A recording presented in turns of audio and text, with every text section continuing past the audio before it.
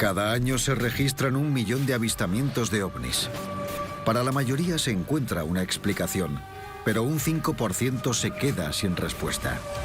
Esto es contacto alienígena.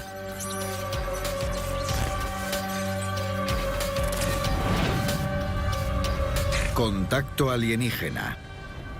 Expediente Santo Cielo.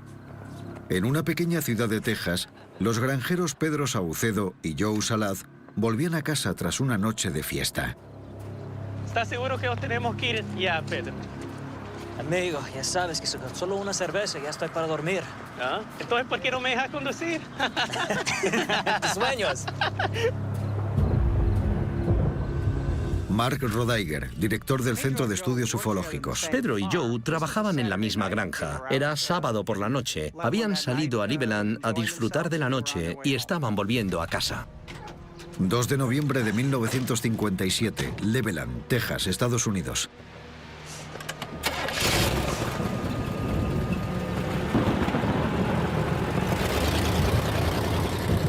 Dr. Kevin Randle, escritor exoficial del Servicio de Inteligencia de las Fuerzas Aéreas. Cleveland, Texas es una ciudad llana, plana como un tablero.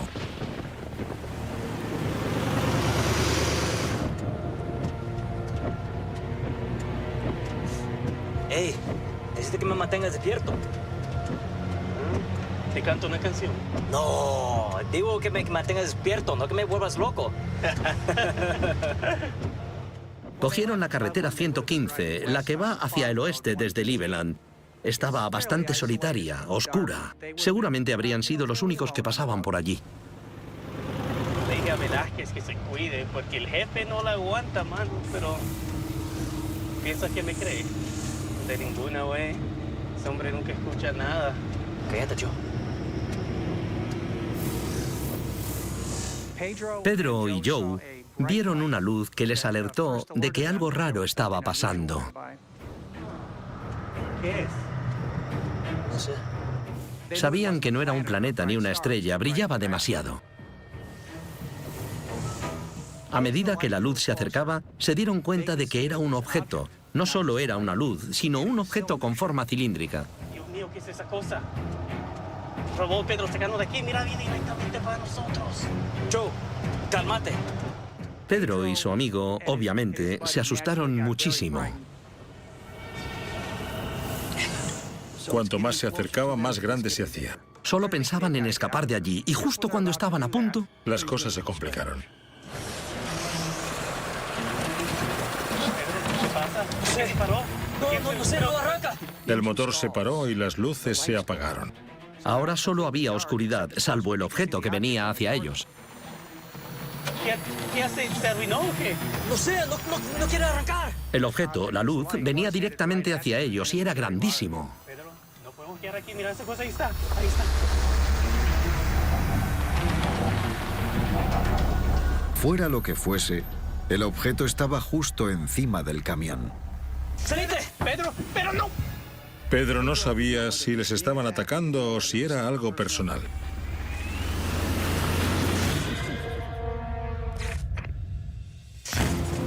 En una oscura carretera de campo de Texas, Pedro Saucedo y Joe Salaz se encuentran de frente con un extraño y brillante objeto que parecía ser el causante de que su camión no arrancara. En las historias de ovnis coincide que a mucha gente le ha pasado lo de tener problemas con los coches. Así que la experiencia de Pedro y Joe es bastante coherente respecto a otros avistamientos. ¡Salite de la camioneta! ¡Joe! ¡Salite! Pedro, pero no. Pedro corría sin parar. Pedro. Pedro se bajó del camión buscando protección.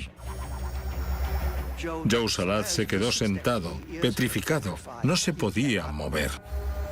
Pero cuando Saucedo creía estar escondido, el objeto le encontró.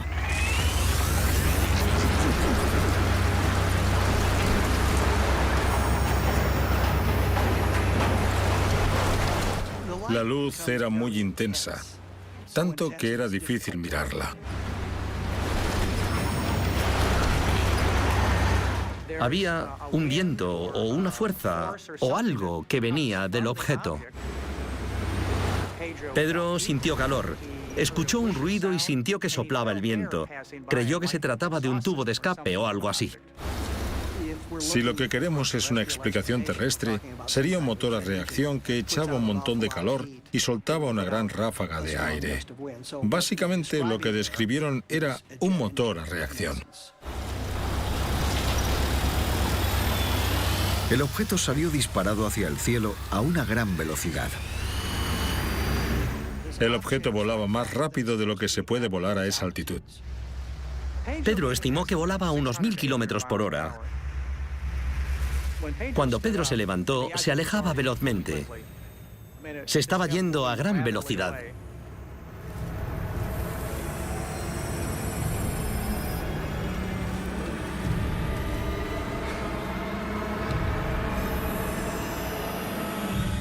Lo vieron desaparecer en la distancia.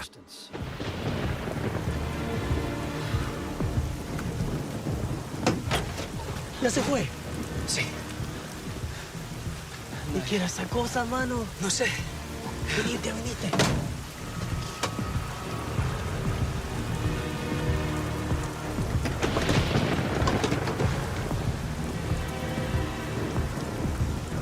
Con la nave fuera del campo de visión, el camión vuelve a funcionar. Saucedo arrancó el motor y el sistema eléctrico volvió a funcionar. Las luces y el motor volvieron a funcionar, así que ya pudieron arrancar y largarse a algún lado donde se sintieran algo más seguros.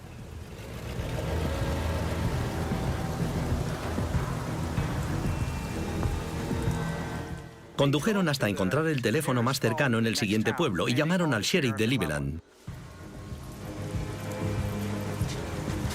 Pero no me siento seguro que esa cosa no va a regresar. Nos deberíamos largar. Mira, le tenemos que decir a alguien. ¿A quién? ¿A los militares o qué? ¡A la policía!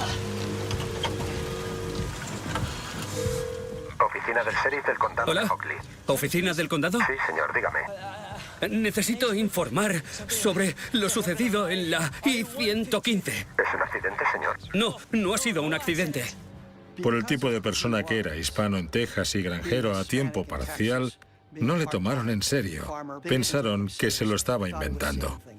Había una luz inmensa que casi se estrelló contra nosotros a 1000 kilómetros por hora. Fue como... ¿Qué modelo de coche era? No tengo ni idea. Poco después de la llamada de Pedro y Joe, el sheriff y su adjunto se dieron cuenta de que quizá tendrían que tomárselo en serio, porque esa misma noche recibieron una docena de informes en la oficina del sheriff con versiones similares de coches afectados por ovnis.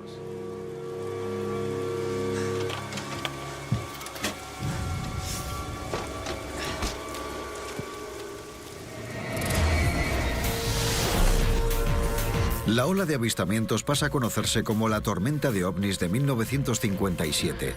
El 2 de noviembre, la policía del este de Texas recibe llamadas de habitantes de 13 lugares distintos. Entre los testigos había varios policías y un bombero. Esa misma noche se denuncian hechos similares en White Sands, Nuevo México, a 500 kilómetros de distancia.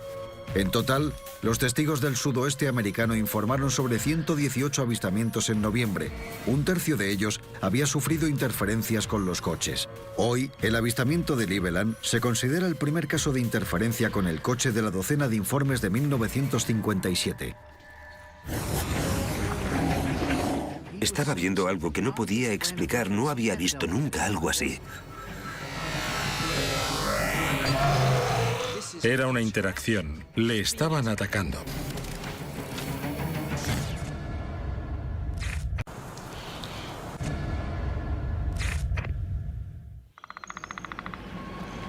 Expediente No Pasar. 9 de noviembre de 1979, Livingston, West Lothian, Escocia.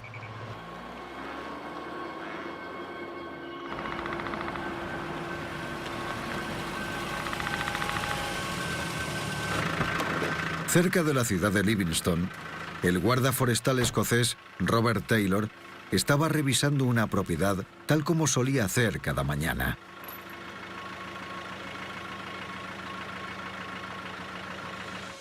Nick Pope, Departamento de Defensa del Reino Unido.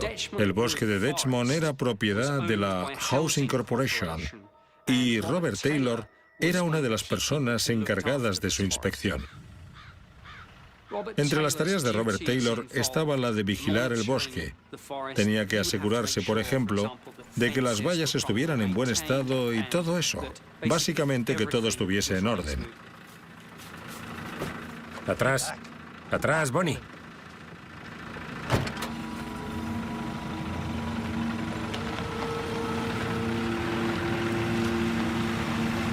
Robert Taylor era un héroe de guerra. Había servido con distinción en la Segunda Guerra Mundial como conductor de tanques. Estuvo presente el día de la evacuación de Dunkerque y también formó parte del día D.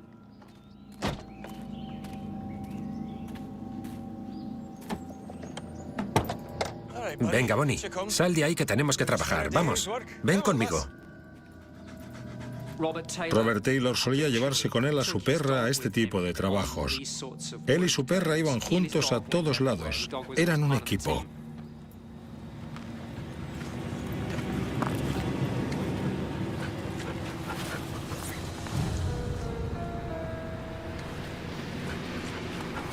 Parece que tenemos intrusos en la propiedad, Bonnie. Hay que tener los ojos bien abiertos.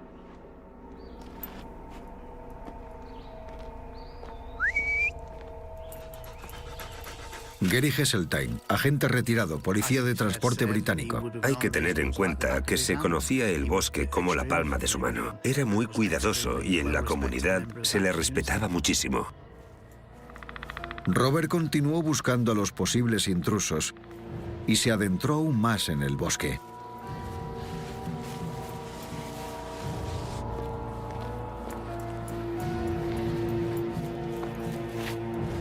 Vamos para allá, venga. Vamos. Se adentró en el bosque unos 800 metros.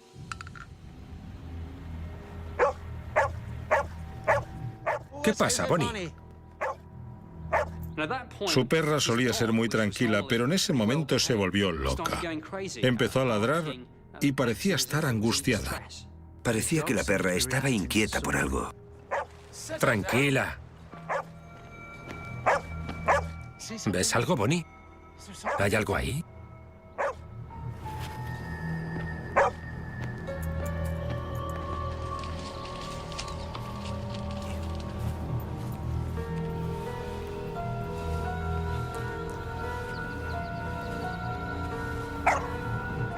¿Hola? Avanzó un poco y llegó a un claro del bosque. Hola.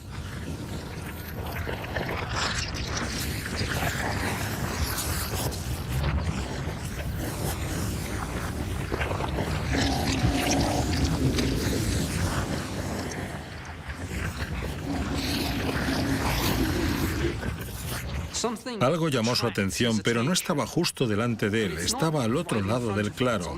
Era como si estuviera ahí, pero no estaba. Era como si hubiera algo raro en el aire. Por momentos podía ver los árboles detrás de esa zona, pero a veces parecía que había algo bloqueándole la vista de esos árboles. Podría describirse como un reflejo de aire caliente, como los que se ven en el desierto. De pronto, el objeto borroso, la distorsión desaparece y empieza a verlo con claridad. ¿Pero qué es esto? Era algo que no había visto en su vida. Robert Taylor había encontrado un intruso en el bosque de Dechmond, pero no era un intruso normal y corriente.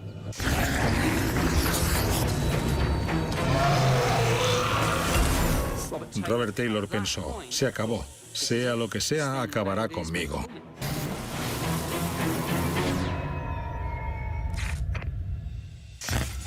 El guarda forestal Robert Taylor se acercó al bosque junto a su perra en busca de un supuesto intruso.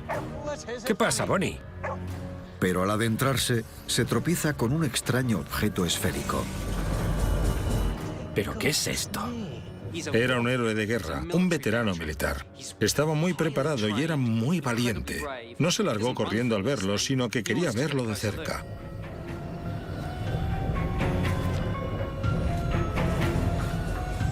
Por primera vez, pudo ver lo que era. Un objeto de forma circular con una especie de aro alrededor. Dijo que era un objeto metálico con forma esférica que tenía unas protuberancias por debajo, como unas patas de aterrizaje.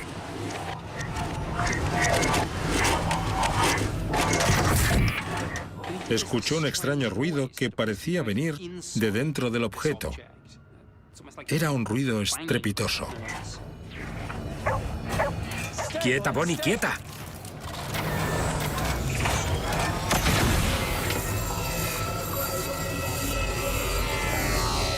Después de que el objeto empezara a hacer estos ruidos, aparecieron dos objetos más que parecían haber salido de la parte posterior de la nave y estaban cubiertos por una especie de pinchos. Le parecieron las minas acuáticas de la Segunda Guerra Mundial, algo familiar por los años que pasó de servicio. Los pequeños objetos vinieron directamente hacia él. Y cuando los pinchos rozaron el suelo, se produjo un fuerte ruido. No entendía lo que veía. No había visto algo igual jamás.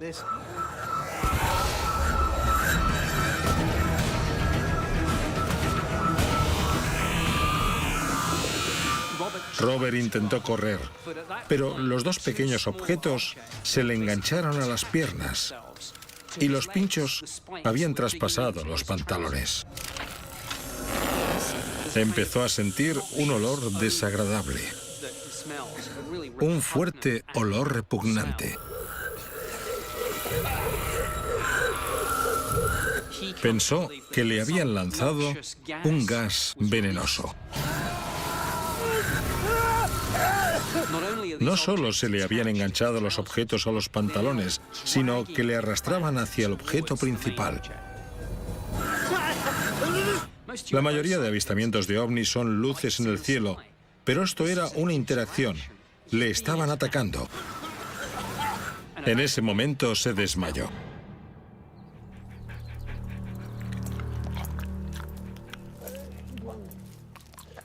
Robert Taylor calculó que había estado inconsciente durante unos 20 minutos. Supuso que durante esos 20 minutos estuvo dentro de aquel objeto. Cuando recobró el conocimiento, intentó ponerse en pie, pero se tropezó. Estaba débil y desorientado. Miró hacia todos lados, pero el objeto había desaparecido. Examinó la zona y encontró unas extrañas marcas de dos tipos. Unos agujeros redondos y otras líneas horizontales.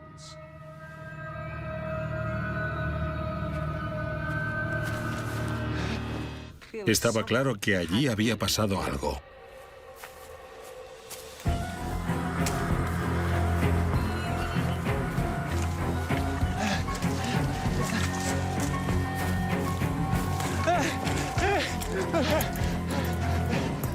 Vamos, chica. Venga, vamos.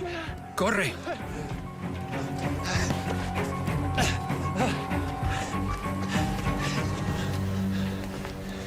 Robert Taylor pensó que lo primero era buscar ayuda. Así que fue a por la radio del coche. Pero se dio cuenta de que no tenía voz. Casi no podía hablar. Robert Taylor supuso que lo de no tener voz era un efecto secundario de aquella sustancia nociva, el gas que le habían echado los objetos que había visto. La extraña historia de Robert Taylor no queda en el olvido. Robert Taylor es un testigo único. Cuenta las cosas según han pasado. Es la clase de persona que te gustaría tener como jurado. No es de esos que se inventan historias.